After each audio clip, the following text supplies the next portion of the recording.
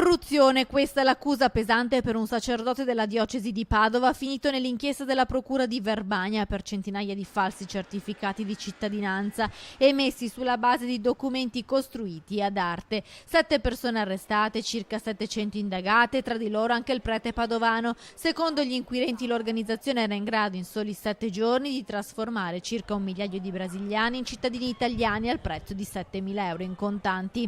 A gestire queste agenzie d'affari 7 arrestati, tutti di nazionalità brasiliana. Il prete della diocesi di Padova, coinvolto nell'indagine e che al momento risulta sottoposto all'obbligo di firma, avrebbe firmato un certificato di battesimo falso in cambio di denaro. Tutto era nato da un esposto di un sindaco lombardo. Gli investigatori della squadra mobile di Verbania hanno intercettato nel 2018 alcune conversazioni via email e via WhatsApp tra un prete veneto e un cittadino brasiliano. Quest'ultimo avrebbe chiesto al sacerdote di fornirgli un certificato di battesimo falso che riportasse le origini venete del brasiliano, elemento fondamentale per ottenere la cittadinanza italiana. Il prete, in cambio della promessa di una cena, ha accettato, facendo recapitare allo straniero l'atto di battesimo falsificato. Il documento sarebbe poi stato utilizzato dal brasiliano giunto in Italia per chiedere all'anagrafe del comune in cui era andato ad abitare il riconoscimento della cittadinanza italiana.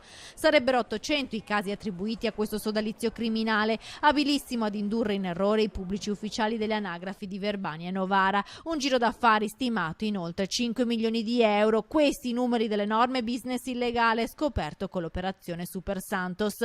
All'esito di indagini durate oltre un anno. Al momento i poliziotti avrebbero prova di un solo atto falso attribuibile al prete padovano, ma le indagini continuano per verificare eventuali altri illeciti.